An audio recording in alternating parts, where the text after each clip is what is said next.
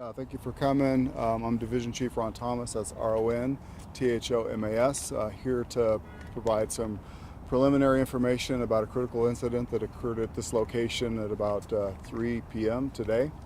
What I understand happened was Denver police fugitive investigators as well as Denver police SWAT officers were assisting Arvada Police Department locating and taking into custody a suspect in an attempt homicide case that had occurred over the weekend.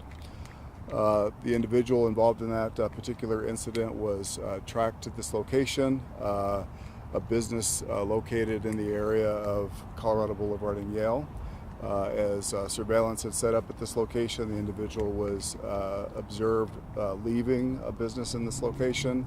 Uniformed officers moved in to contact and arrest that individual who had left this business with a female. The individual broke free and fled to a vehicle that was parked behind the business. Officers surrounded the vehicle and began issuing commands for this individual to surrender. It was at this time that this individual retrieved a weapon, a handgun, and threatened the officers with that handgun. It's unknown at this time whether that individual fired his weapon, but certainly posed a threat to the officers that were very nearby. Two officers did discharge their weapons, striking the individual that was seated inside the car. It quickly became apparent that the individual was incapacitated and the threat had ended, so they stopped firing, removed him from the vehicle, and began rendering aid. Paramedics were nearby, so they were able to arrive on scene very quickly, and he was transported to Denver Health Medical Center for treatment. He's critically listed in critical condition. I'm sorry. At this point, we have initiated our officer-involved shooting protocol. Investigators from CBI, State Patrol, as well as Denver Police investigators will be collecting evidence, interviewing witnesses, completing a case that will be submitted to the District Attorney's Office for review, and this investigation will be overseen by the Office of the Independent Monitor. No officers injured? No officers injured, thankfully. Anything you can tell us about why this was the location? It sounds like you guys were here ready, not that you followed him to here. So we had information that he was familiar with an individual who works in this area. So he was tracked to this location and ultimately spotted. That's when the officers attempted to make contact and take him into custody, which resulted in the shots being fired. That woman involved in any way, okay?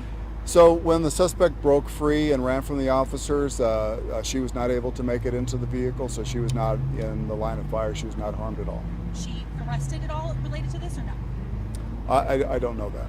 I don't know that. This is, again, Arvada's investigation, so I know that she was secured, and it would be up to Arvada whether or not she would be held as a suspect. The vehicle that he, right, adult male? Correct. Was in, do you know anything about that vehicle? Stolen, not stolen?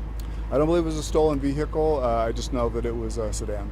Sedan? Yes. That Cadillac, that black Cadillac? Yes. Right there? Okay. I asked that as it relates to the Arvada case. That's Sure. right. You mentioned it was something related with this weekend, the shooting that happened where? So there was an attempt homicide case that occurred this weekend in Arvada. How much does preparedness play into getting a suspect like this? And can you talk about that at all? Yeah, certainly, quite a bit. So, so obviously our fugitive unit is very good at tracking suspects and then kind of safely securing them so that they can be taken into custody safely.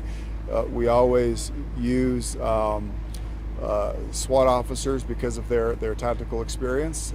So we certainly hoped not to have instances like this.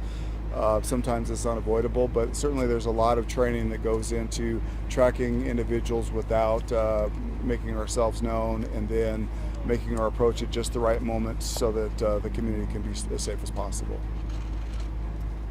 Are you able to say which of these businesses?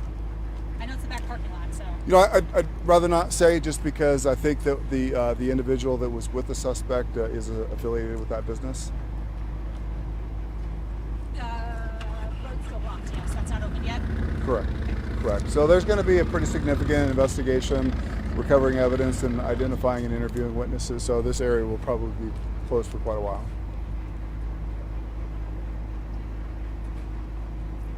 Thank you, Chief. All right, thank you. Thank you, sir. Thank you. I'll see you. You too.